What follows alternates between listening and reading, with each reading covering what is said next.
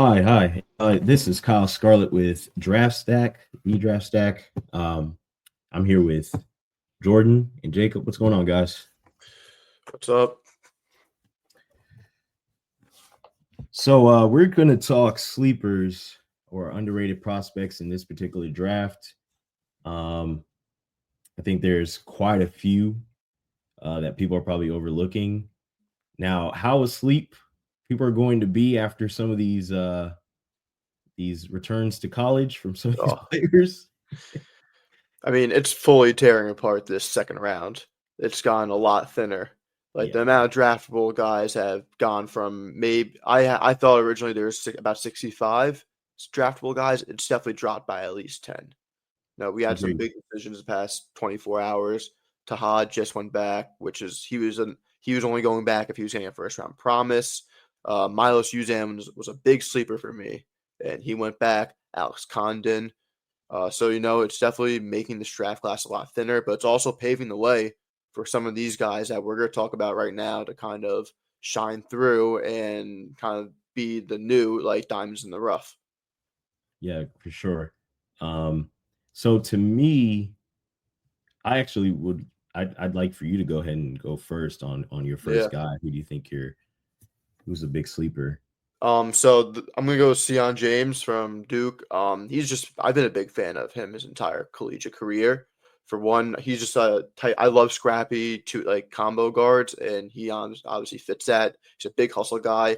When I watch him play, he seems to maximize what he does on the court, and like in every aspect. I think that he's extremely talented off ball. I think he's a very smart cutter. I think that a skill that goes on, it's pretty underrated for a lot of guards nowadays is being able to control the dunker spot. You see guys like Drew Holiday, TJ McConnell, they've got Alex Caruso even kind of master this ability. And I feel like he kind of can fit that mold of doing that. We saw that a couple times at Duke.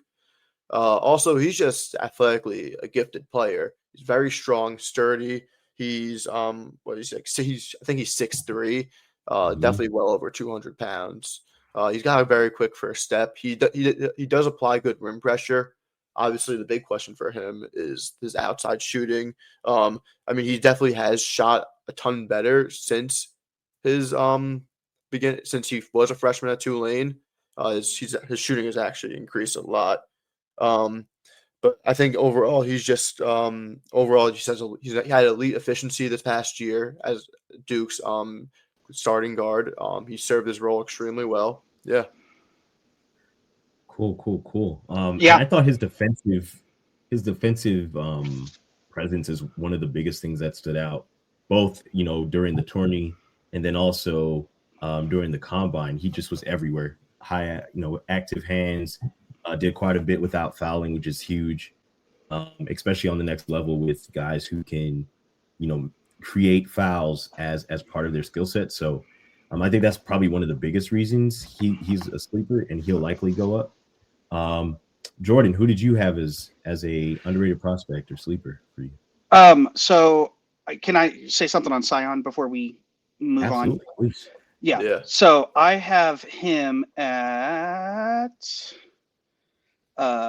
65, but he's in my 51 through 65 tier. I do think he's very draftable. I could see a world where he drops out of the draft, but as more people keep dropping out of the draft, like even while we're talking, people are dropping out. So maybe Wait, he'll move up. I do think that he was a 5-year guy, so I think that Yeah. he's done.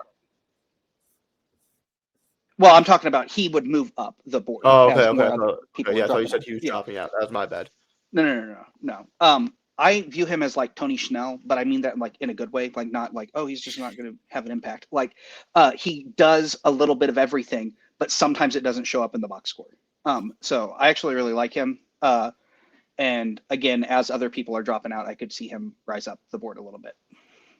Cool. And then So I do want to add one more thing about Siana. I think that he's one of the best screen navigators in this class as a point of attack guy. yeah.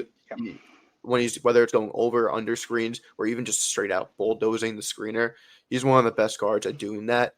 And it's obviously extremely valuable skill, especially when NBA offenses are so heavy, really relying on pick and rolls. Right. So I think that's like a very micro skill that he has an upper advantage on a lot of these other guards. Yeah. For sure. So as far as for me, I'm going to start from the bottom of my board and like go up with mine. But I have Grant Nelson, who as a big from Alabama, 6'10", does a whole lot of different things. I kind of have comped him to Dario Saric. And my question with him is basically, how much worse than Danny Wolf and Derek Queen is he? Because if you're wanting that kind of a big who is the skilled, more 4 than 5, doesn't really protect the rim as much as an actual 5, but still offers some rim protection. I kind of think I like Grant, especially for the price. If you want to be able to put him, on a 2-way or on that non-guaranteed contract, if you give him a full contract, like I think I like betting on him more than Wolf. I think I like Queen more than I would give Queen the guaranteed contract. Like I think Queen is a lottery pick, but if I'm the price of Wolf for the price of Grant Nelson, I actually think I like the price of Grant Nelson better. So that's why I think he's a good sleeper.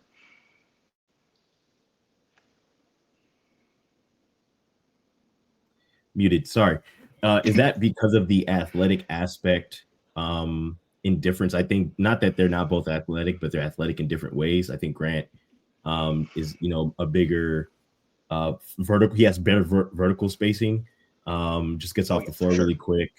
I do think also I think he's better defensively overall. Obviously, Probably. there's some give there. You could debate that there's not much of a margin, but I would say that Grant probably plays a better role defensively.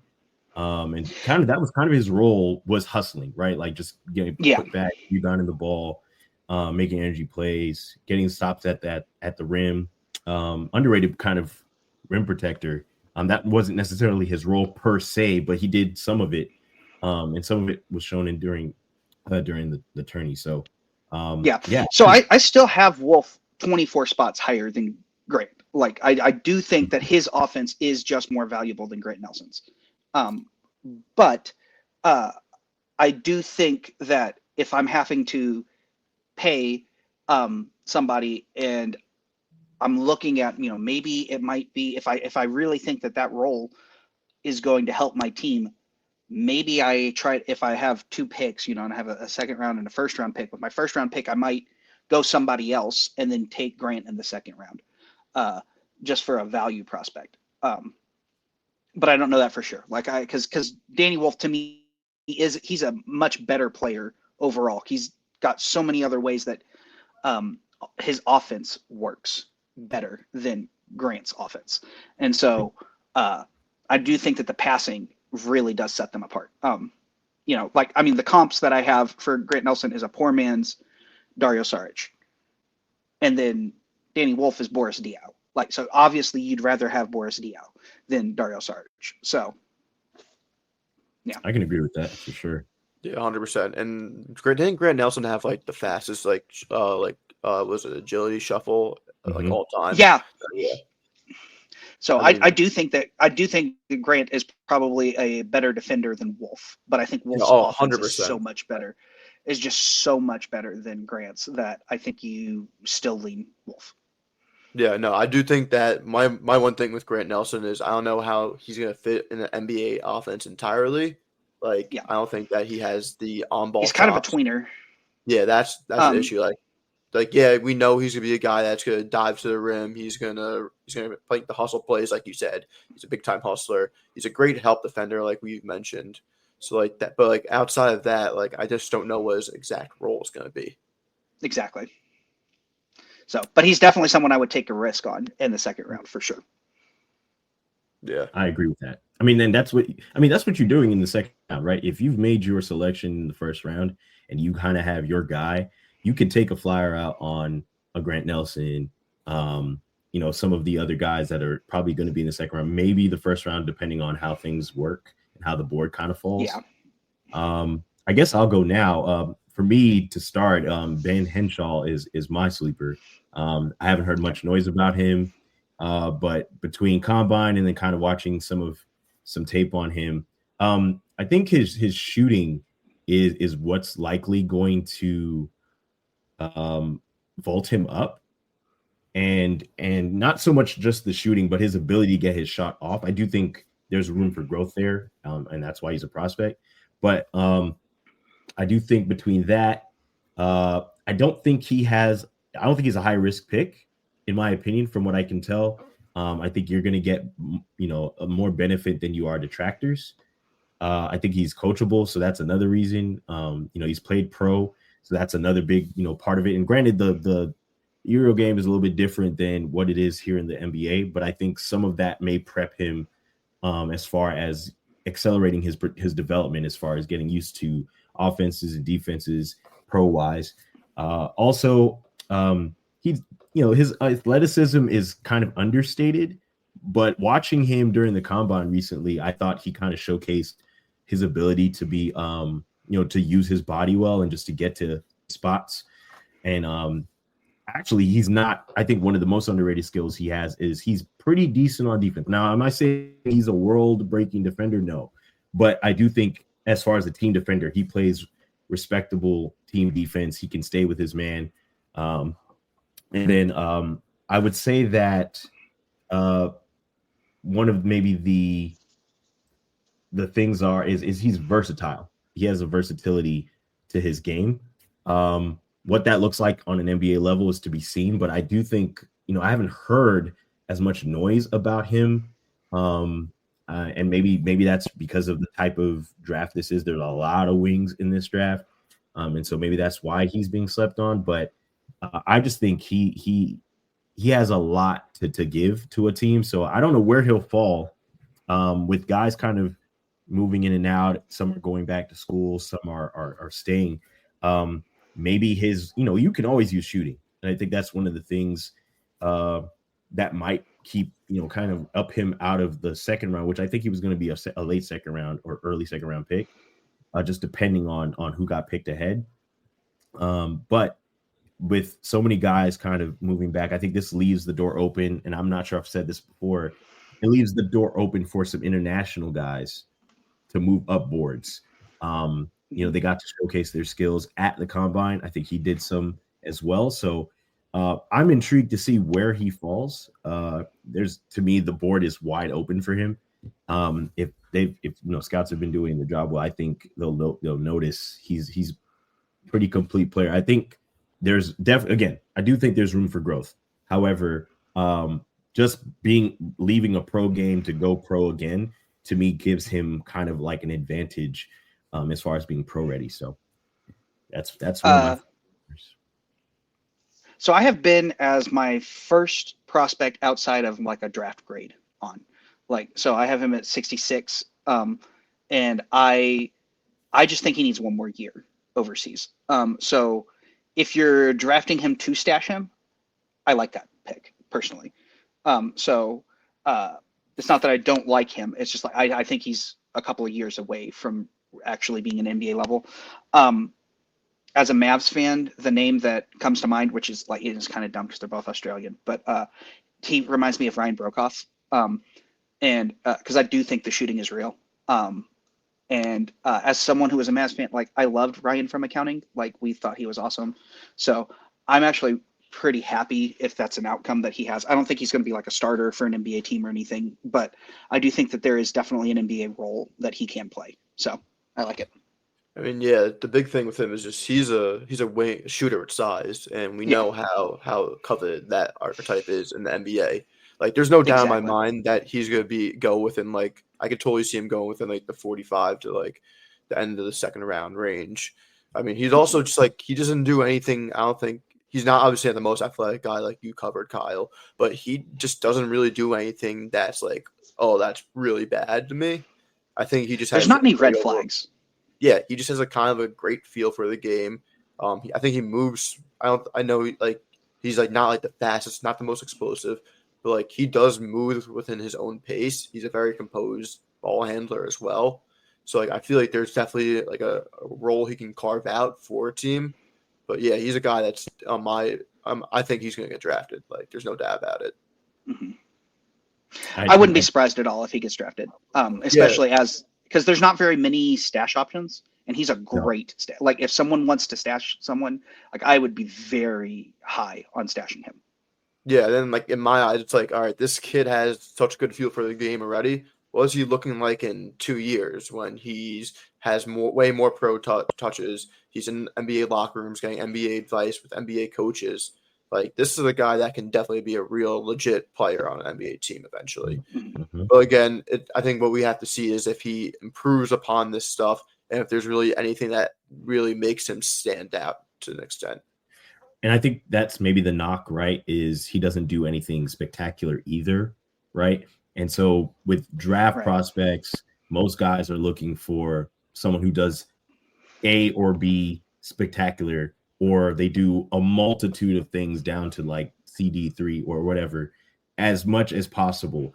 I do think maybe that's probably the knock on some of the prospects we're going to talk about is there's a neutrality to their game. Not that it isn't good, not that it isn't like they don't make mistakes and things of that nature, but teams want somebody who bridges one way or the other. If they're not really good, you stash them, right? That's an option.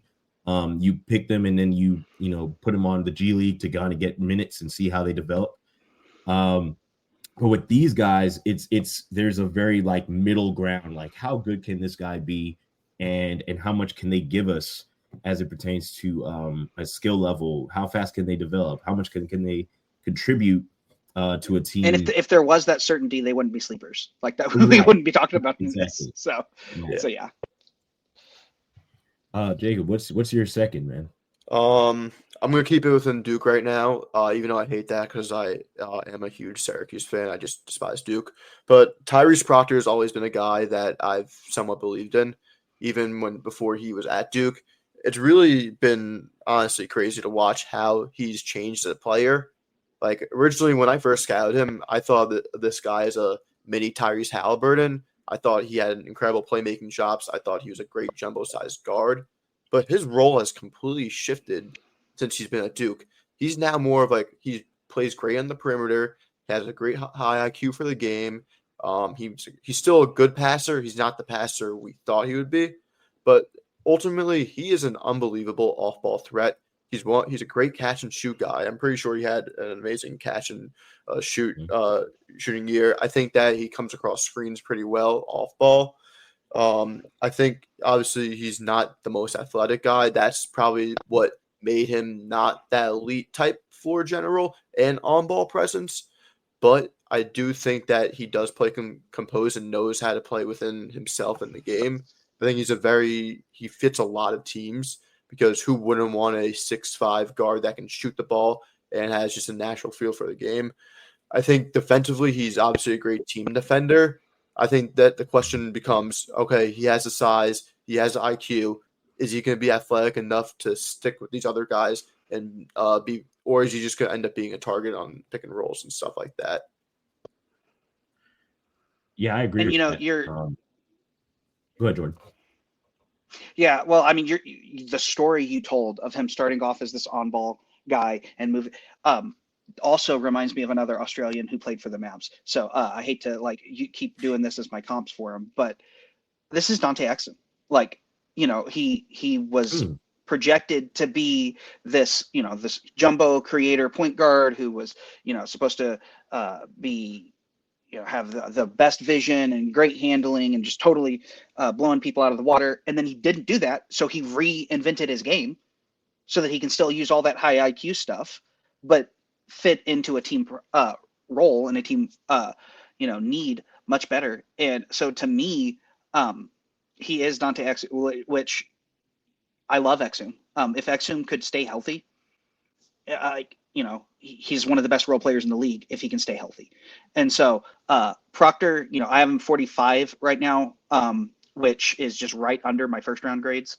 Because I have 38 first rounders, or people who are graded at first round. So I just really think that Proctor's solid. I think any team, he fits in any team. And that's why I'm kind of I don't know if it's the fact that some people can't get the idea of him being the jumbo, like everything creator out of their mind, and so they don't realize what he's become now. I'm not very sure why he's so low on boards, because I've seen him even undrafted on a few boards and stuff, and so I don't understand that. I mean, my confusion for that is defensively.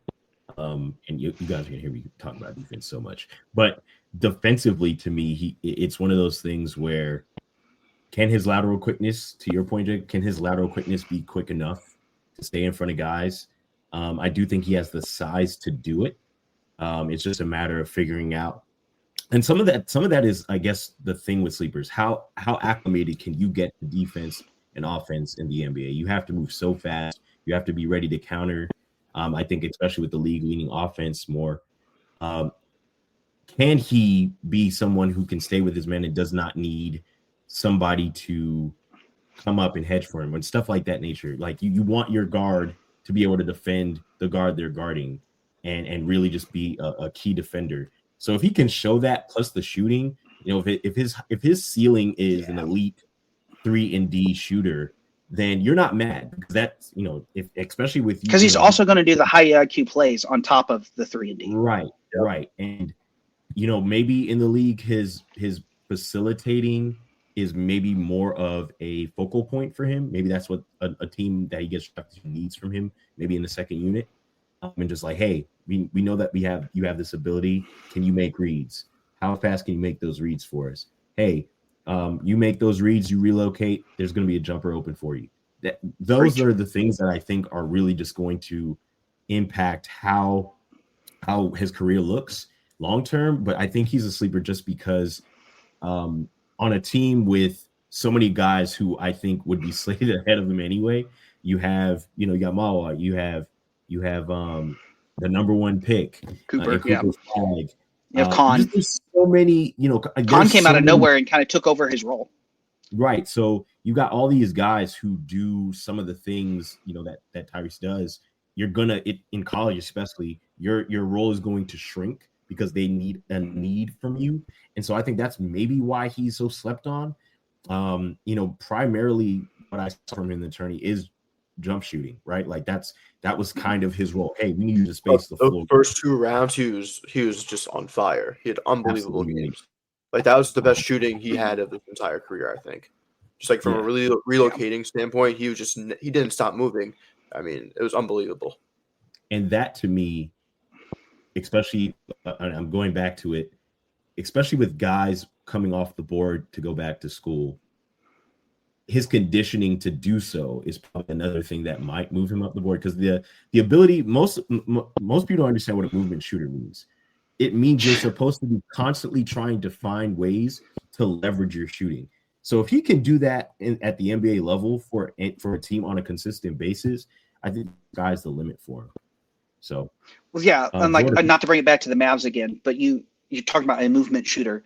There's levels to movement shooting too, because right. Tim Hardaway Jr. was a movement shooter, and we swapped him out with Klay Thompson. My word, not that Tim was bad at the movement, but the constant motion, so if you can get someone who really has the conditioning to move that much, it opens up everything. It's not just spacing, but it also sometimes defenders don't have the mental capacity to follow you as much. And so that's where, because it's like, why are you leaving Klay Thompson open? Oh, because he's never stopped moving. That's why. He's just, you can't keep following him. And so, yeah, that's a big Jordan, what was your second sleeper? Okay, so this one is kind of more so, I don't know that it's a sleeper as much as I don't know where to put him on the board, and it's Hugo Gonzalez. I have seen him in the lottery. I have seen him in the late second round, and I can understand both. But he plays for Real Madrid. Real doesn't let him. Play is kind of, that's almost unfair to say he plays, because they just don't play young kids very much. And he has not got to showcase his abilities, but he is an insane athlete for, you know, a 6'6" wing to be that good of an athlete. He gets some blocks. He has some nasty chase down blocks. He is great at getting alley-oops. He's great at finishing around the rim. My comp for him had been, because of the offense, had been Rudy Fernandez, because of, you know, he can shoot and he can dunk, but I don't remember Rudy Fernandez being this good at defense. Like, as far as at this age, definitely, I don't remember him being that good at defense. And the free throw indicators make it look like he's going to be a pretty good 3-point shooter. And so I think I'm leaning more towards yes on Hugo. I have him in my group of first round prospects. I have him 31 out of 38 first round grades guys, where I think I'm leaning more into him because of the physical tools. Yes, he's raw, but like Real was the contender, you know. So like, it's not just that they're not like, because European teams don't play young guys very much to begin with, but then also they were supposed to be the team, so it's really hard to break in. Not everybody is Luka, who can actually be the MVP of the EuroLeague at 18. Like, that's just not realistic. So I don't think that makes Hugo a bad prospect, but it does make it makes it very hard to put him in a spot. Agreed. Yeah, I think you nailed the head on. I think you nailed that, like, talking about Hugo. I think you got everything perfect.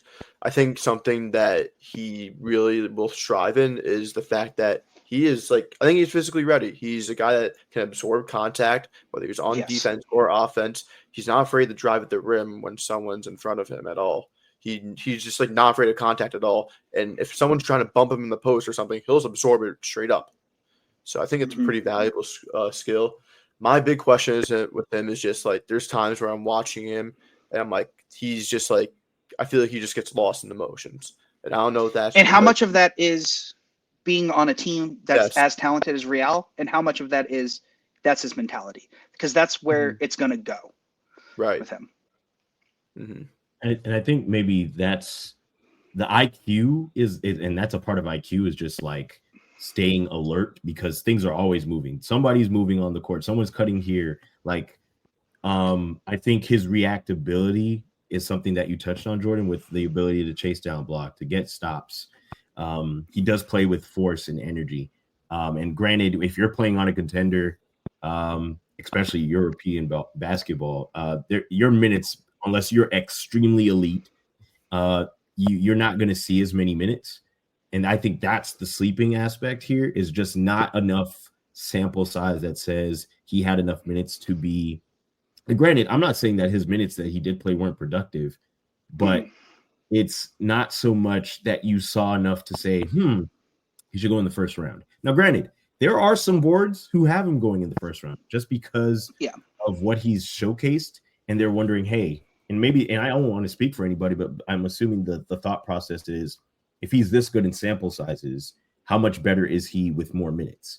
Now, to me, the questions lie in, what does that look like on an NBA team conditioning wise? That's my question. If he's played so little minutes, right, what is it that he can give in longer term minutes? Especially if they expect, as he improves and shows more and kind of sharpens some of the skill sets that he has, what is it can he give as in a longer term period as far as time on the floor?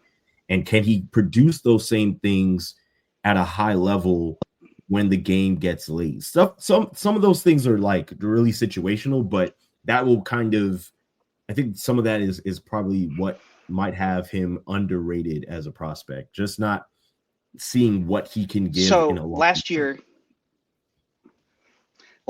EuroLeague MVP was Kendrick Nunn, and he averaged 26.9 minutes per game. Like, you don't play one, the games are shorter to begin with than NBA games. And then two, the rotations are larger. So more people play. So you don't get as many minutes. So it's hard to just knock them at minutes. Like, I think Luka only averaged like 30 as when he was the EuroLeague MVP. Like Right. you don't play as many minutes. So it's hard for you to just say minutes is the only reason that you should cut him out. In my Well, opinion. I don't think so. I don't think so, right? Like that's maybe Right. my perspective, but I'm assuming the reason he's even dropping to Mhm. the second round Yeah. is because of minutes played. Which again, your the adjustment, and I think maybe I don't want to speak for every scout, but I'm assuming some scouts are like, game is shorter. How does that translate, right? So instead Mhm. of if I'm correct, it's 40 minutes, right? I Not think so. 48. I think So if it's 40 minutes, if Luka played 30, just as an example here, he only rested for 10 minutes during that game on an average, right? So on a team that's a contender, how much more time could he have with more guys playing and just like whose minutes is he taking in a 40-minute game on a contender? It's just difficult to make sense of. So I think it's just a matter of seeing what he can give. I do think possibly, and it really just depends on if he decides to come over. That's another thing that maybe I that's think. true. Yeah, I feel like he might benefit more playing another year in Europe rather than being in the G League. Just Because he only played 8 minutes a game. Now Yeah. in the ACB he played 14. So that's more in the ACB than in EuroLeague. But still, the shooting was not what you want it to be, but the free throws are. at all. And so I just feel like maybe he didn't get enough volume for the shooting to translate. I don't know. I would definitely draft him. I would almost rather stash him in the G League than stash him in Europe again. Because I kind of want him to get those on-ball reps. Right. Personally. So I would almost do the G League, which the G League is not good for like developing your fitting into a role, but it is great for working on your on-ball reps. So you're 100% right. Agreed. Mine is Janich Niederhauser. Forgive me if I pronounced that incorrectly. Your guess is as good as mine. And my thing with him is just size. I think he's just like a massive player, which is, there are a lot of big guys in this draft, but what he does at his size is really what's impressive to me. Now, combine wise, I think he impressed a lot of people, so that might, he may not be as slept on as he was previously. I do think he's a capable passer, especially in the short roll. For his size, again, that's you don't always get playmaking. I do think there are some teams, or a lot of teams in this particular league, who wants playmaking from their big man, whether that's the power forward or the center, and just being able to make reads with the ball so that their guards have time to make moves. I do think his lateral quickness could be a little bit better, just defensively.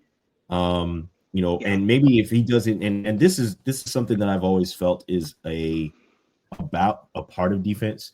If your lateral quickness isn't that fast, then learn how to use your size better.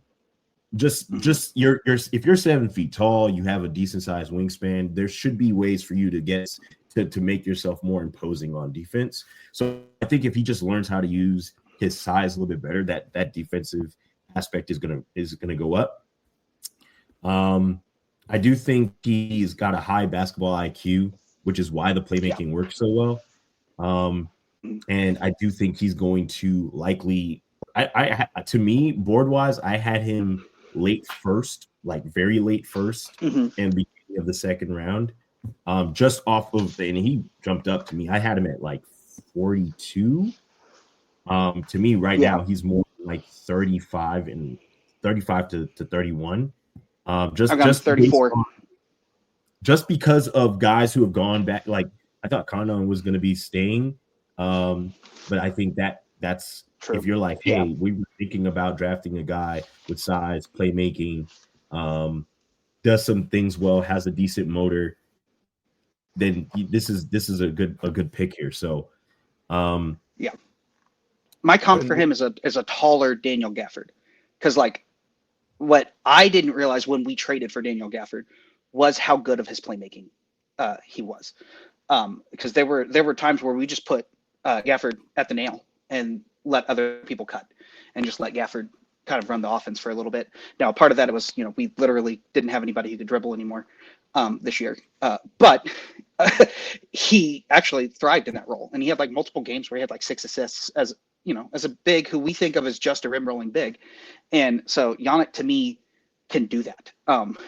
But he's taller than Gafford, so you kind of hope for a better rebounder than Gafford and a better rim protector, or even Gafford's a great rim protector, but like a better kind of help defender because of his size. But I really like Yannick. I'm not even going to try the last name, but I just think that there's so many things that he brings, and he's an uber athlete for this size. Like, that's something that I think a lot of people, when you look at somebody who's a 7-footer who does playmaking and just rolls for like, he's a very good athlete for that size. And so I think that I could see him as high as like 25, even higher depending on the team. Because I think when you're looking at the different bigs, he's an easy fit on almost any team. Agreed. Just because that role is so needed by everybody in the league. So yeah, I can see him really high.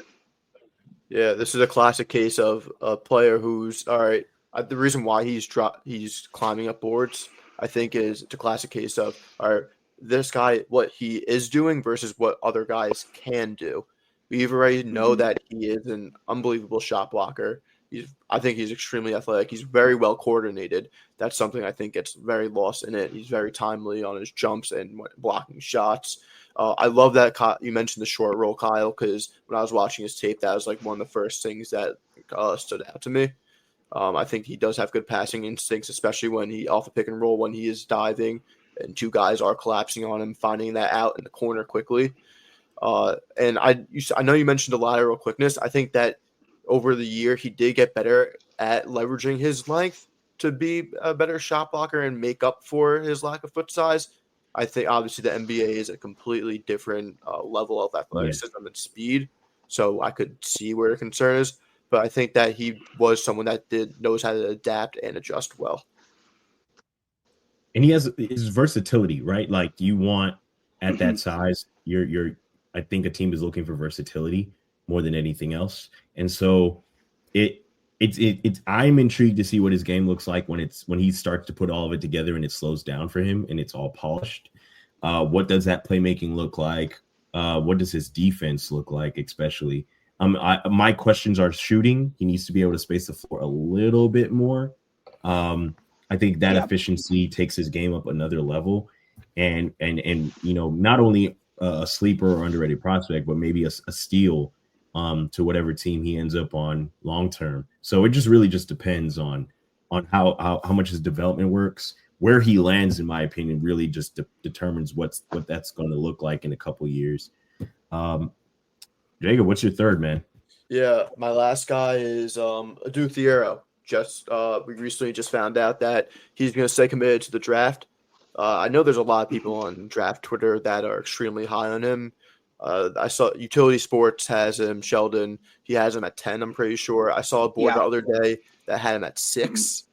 So, I mean, but to me, like on most consensus NBA boards, I see him more towards like the late first to early second. So I'm kind of basing off that when I say sleeper, even though I do know there are people who are absolutely in love with this game. But the appeal for him is just so obvious just because he is such an incredible athlete. I mean, everything you ask for in an athlete, he basically is. Insane vertical pop. He's very strong. Speed, length. His hands are massive. Strong. Yeah. And also, he just plays with the tenacity that, like, when you watch him play, it's like, it's like he has that fire to him. You see that when he goes downhill. He gets up the court so much faster than everyone else. And he makes sure to punish the rim when he's on a breakaway dunk. I think that also for a wing, he's able to play above the rim particularly well. Like I said, a lot of that is with his athleticism. He's a guy that will get chased down blocks. He's a guy that is not afraid to challenge someone at the rim. His whole thing is how effective is he going to be overall as an offensive threat. Obviously, he's a great cutter, a guy that can slash to the rim, but he's not really the on-ball presence that other wings in this league are, that he'd be trying to get minutes over, which is so valuable. Like, he can't be a zero ball handler or a zero shooter. The shooting's a big turnoff, obviously, but he's also like kind of has he improved as a shooter, or did he get worse this year? I feel like he might have had like he improved on volume. He improved on volume, but let me look it up real quick. I'll look it up while y'all. But just because he's really just not a shooter. Like, it might make him unplayable at times, because you see a guy who also went to Arkansas, Jordan Walsh, great playmaking shots, great length, good athlete, high IQ, high feel, and he's not getting minutes on an NBA floor because he can't shoot the thing or really create his own shot. So he went down on he doubled his attempts, but he really dropped his percentage, and his percentage was not good to begin with. 28. He dropped it down to 25 this year, or 26, rounding up this year, and it was 33 his freshman year and 32 the next year. And then free throws is also not great. He was in the high 60s his freshman year and then this year, but he was at 80% last year at Kentucky. So I think there's a little bit of touch there. My comp for him is like a more athletic, taller Lou Dort. Again, he would have to learn to shoot for that to work, but even his offense, like, I don't know if y'all remember Dort at Arizona State, where he was just like, I'm just going to charge every time, and they're just not going to call it. That's how Adu was doing in college. He was just like, I'm just going to commit a charge, and they can call it or they can't. And he was just always bigger than everybody. So I don't know. I really think that he is awesome. I'm a huge Razorbacks fan. So I live in Arkansas and work in Arkansas when I'm in the States. So it just, to me, I think that he is awesome. But I do think that the people who have him, 6 and 10 and all that stuff are just not looking at the red flags. And the shooting is a red flag. The handle is a red flag. Like there are some major red flags with him. Now, if he can fix those things, that's awesome.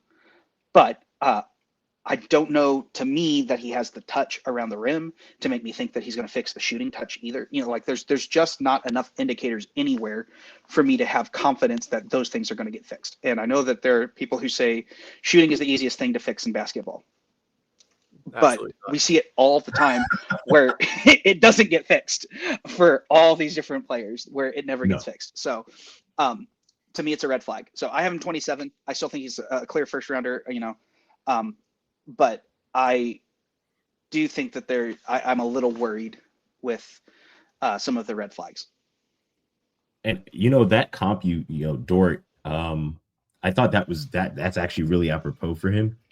I think he's way more athletic, obviously. Not that Dort isn't athletic, but I think, he's way more just like he's a different level. He's also the vertical. Dort doesn't have that vertical. That vertical spacing, his ability to get up off the floor. Jacob, I think you touched on the ping. I think he plays the passing lanes pretty decently. And that might keep him on the floor. People will disagree with me, but I think if a prospect can be defensively sound, that keeps them on the floor, and it allows a coach to kind of expand the role as they develop. If he can be, look at Dorian Finney-Smith. Right. I have never seen a worse shooter than rookie year Dorian Finney-Smith. Yeah, but yet was not a factor. He was awesome there. So it's just one of those things. If he can get, you mentioned just if he can fix some of the things that are obviously red flags at the moment. The shooting is puzzling to me, and it is actually dude. If he can start shooting 32%, I think he gets minutes. Because he's that good at the other stuff. Like if the shooting is just bad and not abysmal, he's going to get minutes. And truthfully, what I would like, and this is just me, this is Kyle, just as is, I would like if a guy that size is hovering around 35%. Not saying that's great shooting, I'm just saying that Right. hanging around there makes you guardable, right? You give your team an ability to space the floor. And, with the way defense is, even with it, the league leading offense, defenses are so intelligently made now. Like the layers of game planning and scheme, you have to be able to stretch the floor. It's just so important. He also grew an inch. I don't know if we should point that out. He grew an inch this year. That can change because he's now a forward. He's now a forward instead of like he was like a more of a wing. He can now play a lot of power forward. I think he's definitely big enough now to play power forward. And so that also drops your need for shooting a little bit. Not he's just a ton, but yeah. No, he's just so switchable. I mean, that's his also just like he can go. You can be like, all right, go guard this guard. He's like, okay, yeah, he probably has athletic chops to keep up with him and apply proper pressure. I mean, obviously, I do think guard this forward, and he's big enough and strong enough that he'll barrel through the contact. Exactly. He does do some things on the defensive side of the ball where I'm like, okay, that you were kind of being a little bit trigger happy there. There's no need to go out and try for a steal or try to pull the chair. But like again, like those are all like growing pains. Like as he gets more accustomed to the NBA, he'll learn not to be as indecisive and make those dumb mistakes. Still, I mean, he's a junior, but I feel like he's on the younger side. Mm-hmm. Yeah, I think he was a young junior. I think. Yeah. So yeah, but like I totally understand people that like are just obsessed with this game because it's like in theory, like he would be awesome in Miami. Yeah, he would be so good in Miami. I think Miami's focused on getting a playmaking guard because that's probably what they really need the most. Oh yeah, for sure. But I think that would be a. But he would be so nasty in Miami. Yeah. Mm-hmm. If he drops the second round, maybe they get him in the second round. Oh man. Right, and there's also a part of me that questions whether or not his usage rate does contribute to how inflated his stats looked. He had probably like his usage rate had to be above 25%. I mean, the ball was in his hands. I think I still have it pulled up. So his usage rate was advanced. Yeah, 25.8. So what was his offensive rating? I'm just curious. Offensive rating was. Where is that at? Okay, no. Where's off? Oh wait, no, it's per 100 possessions, right? They don't put it with the other advanced stat. Yeah, his offensive rating was 120.6. So, that's a pretty good actually. Yeah, and it was 124.9 last year. But his defensive rating was 99. Yeah, 99.2. So even a low 99. Wow. So. Yeah, he was a beast. I mean, he has the ability. Again, to me, it just depends on where he lands, right? That can really sharpen those other things and fix.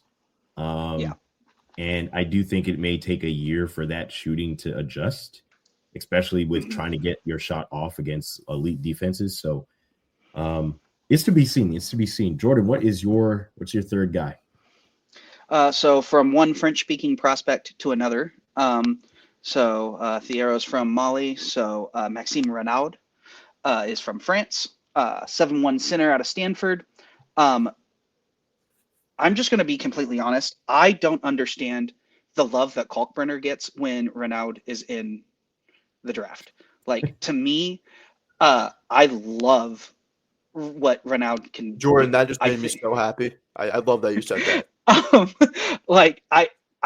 He's, again, to use another Mavs comp, he's Rafe LaFrance.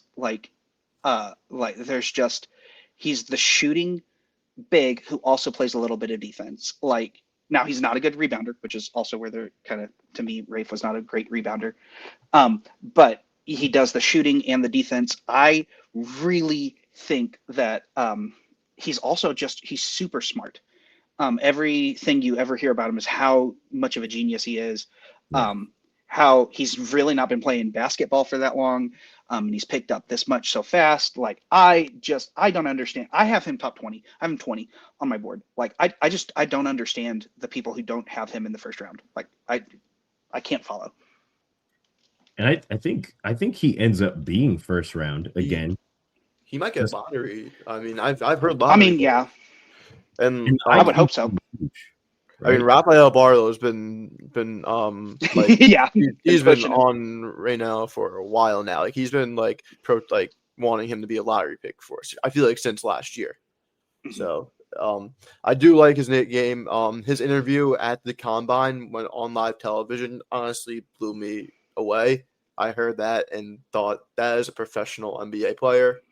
Definitely just fits the role of it. Definitely knows what it takes. Seems like a guy that's ready to take on the workload. I mean, something that everyone Yeah. knows that is his relationship with Wembanyama. Obviously, that does have an effect. So seeing him in San Antonio would be pretty cool. But I think the big thing with Ronaldo, They should draft him at. They should draft him at 14. They should. yeah, they probably go for they should.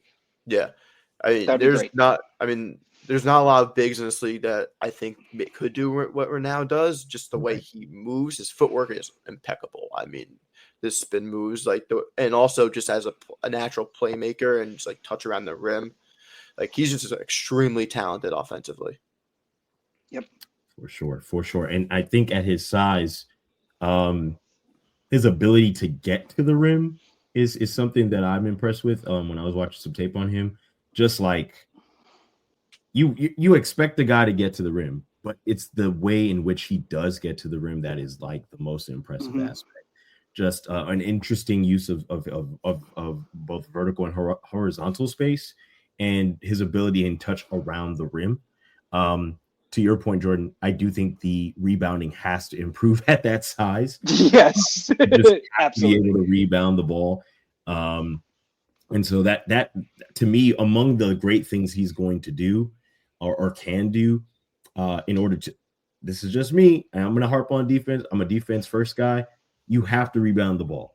Yeah. So I think what's going to carve out his role initially, because I don't think he's going to get the kind of touches early on to dictate an offense, right? So Mhm. his rebounding, his ability to defend a little bit more, especially with the physicality kind of returning to the game a bit more here. He's going to have to rebound, and rebound is a physical aspect. It Yep. requires you to box out. It requires you for your hips and core to be strong. I hope that he's able to fix that. That maybe is the one thing. And I'm not trying to poke a hole, but that might be the one thing that I'm like, hey, if he can fix this, everything else is just going to fall into place. So, Yep. I think he's just extremely talented. His IQ is off the charts. I mean, I think if you go to Stanford, your IQ is off Yeah, the charts. you're probably smart. So I'm just intrigued to see where he ends up. This whole board is just going to be completely shuffled, in my opinion. I've been saying it since we did the mock. I can't imagine that it's going to look like what people think it's going to look like. A lot of guys are going to move up. I and think down. anything after 3, it's going to be A wild. complete toss up, to be honest with you. And best available will actually be best available. Just like who fits what that particular team wants out of a prospect. Mhm. And some of it might not even be need based. It might just be like, oh, didn't know this guy was going to be here. Yeah, Right. there's definitely a clear indication between different tiers this year. Which last year that was a complete mess because everyone had just so many questions. You're like, all right, is this guy like? You just had like everything just blurred together. This year, there's pretty like between like tier 3 and 4, it's pretty obvious who those guys are in my Right. eyes. Yeah. So my third is Jameer Watkins. Mhm. Just insanely impressive, 6'7", almost a 7-foot wingspan, just a monster on the defensive end. I think his mid-range was something he showcased at Florida. Averaged a pretty decent amount of points. I think he was hanging around like 19, close to 20. I do think that he's going to need to finish at the rim a little bit better, which is crazy to say for a guy this athletic. But I do think he can finish a little bit more in traffic. That could be something that helps. His shooting is something that I think is going to get better. I think he was in the mid-30s, if I'm correct, college-wise. So if he's able to kind of move that up towards the 40s between the defense, man, I think he goes in the first round just because of some of what's taken place. And a guy who's 6'7" can guard, can shoot respectably. There's no way that a team's just going to look and say, I got one of those. No, you want to add more as far as team building is concerned. He's highly switchable as a defender. I'm harping on the defense because the defense is that to me that It's elite. his calling card. It just is. It's unreal. I mean, what he should. If anybody hasn't watched any tape yet, if you just look at the combine and watch what he did defensively to whoever his matchup was, not fair. Absolutely not fair. High motor. He's a durable guy for the most part. I do think his free throw shooting could be a bit better.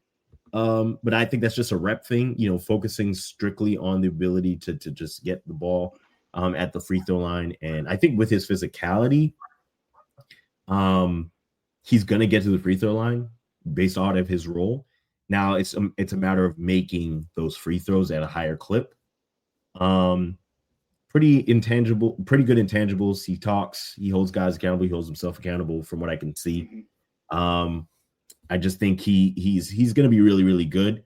I do think if he can maybe, and this is nitpicking, so forgive me. This is nitpicking, but if he can add a little bit of playmaking to this, then it's a complete package. The shooting, the defense, the ability to just play with force, to play with an active level, and stay kind of high.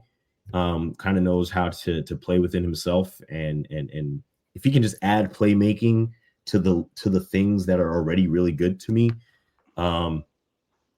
steal. See, and I think he has a little bit of playmaking, in my opinion. It's not like you're not wanting to be a full-on point forward or anything. No. But like I do think my comp for him has been JC and Tate from the Rockets, and so I think he has a little bit of playmaking in him, but he's not like a full-on point forward. I also think he might be taller than Tate, because I think Tate's actually like sneaky short for that role. Tate's like 6'4". Yeah, and he's like a legit 6'7". So like, I mean, he's up, which Tate plays like he's 6'7", but Watkins is actually 6'7". So there's a lot with him I think that I like. So I have him as a first rounder. And he's 38 on my board, so I have him in that first round tier. He's the last of the first round guys for me. There's a lot to like about him. So yeah, and just like you said, you can never have too many of those guys on there. Like even the Rockets have Tate, they have Tari Eason, and they just keep wanting more because they all work out. So you just want more of those guys. I think the knock is his age, right, Jacob? Like that. He's 23. Yeah, probably. He's 23. He would have been 24 in college if he stayed.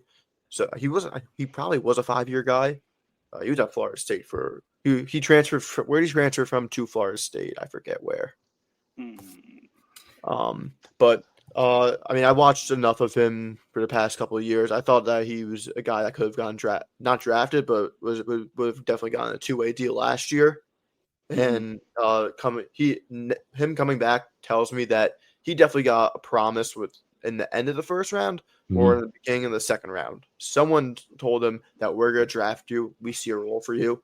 And like you guys all covered it. He's just so role malleable there. And he does so many things that it's like, okay, you could play defense. You're extremely, extremely athletic. You got the high enough. I think he's got high enough IQ. But he's just a guy like he's very functional. He can fit a bunch of different schemes. It's funny because Jordan, I actually my comp for him a little bit was Vassell, actually. Okay. Because they both attended similar schools, but just because of no, but like body type, you like no, like I get it. They both give. Yeah. Now, granted, I do believe Vassell is a better shooter. I was going to say, yeah, I think Vassell. He's a little longer too, I think. Yeah, I saw Vassell more as like an off ball, like more of like a fluid off ball threat rather than walk into. I feel like as an off ball threat, yeah, he could shoot. He shot like 35% this year. I think Vassell was light years better, and Watkins will probably score more off cuts if I had to guess. Yeah, so I agree. Just because of the vertical. Vassell has also just like not defended as well as prospect Vassell should have. Like, so I'm not sure what has happened with it, because like he looked like he was going to be the, like wasn't he getting like Sean Marion comps and stuff? Like, I mean, he Mhm. He's was like textbook he 3 and looked, D. and then he's been okay. Like, you know, he's not that he's a bad defender, but it was just like, you know, he was supposed to be the dude as a Agreed. defender, and so yeah. But as Um, definitely as prospects, I definitely see the comparison. So those are our sleepers or underrated prospects. Thanks to Jacob and Jordan for hanging out with me and talking some hoops. I'm intrigued to see where all of these guys fall and see how good they're going to be league wise. And I guess as a kind of a closer here, there is nothing wrong with these guys being high level role players. They don't have to be superstars, and I think that's one of the things that makes them underrated is that they can just be a functional like option for a team that just wants stability and to be a decent addition to their team. Whether that's size on defense, the ability to shoot the ball, playmaking, just there's so many ways that the guys that we've covered can really just contribute to teams. And I think long term, a lot of these guys are very low risk, in my opinion. For now, low risk, high reward kind of guys. And some of them are going to be who they are and they just polish the skills. And some guys take a step where they're like, oh, this guy's a star. He has the ability to be more than what we thought he would be projected to be. So thanks for all of everybody who showed up and watched. We appreciate you guys from the Draft Stack. Peace.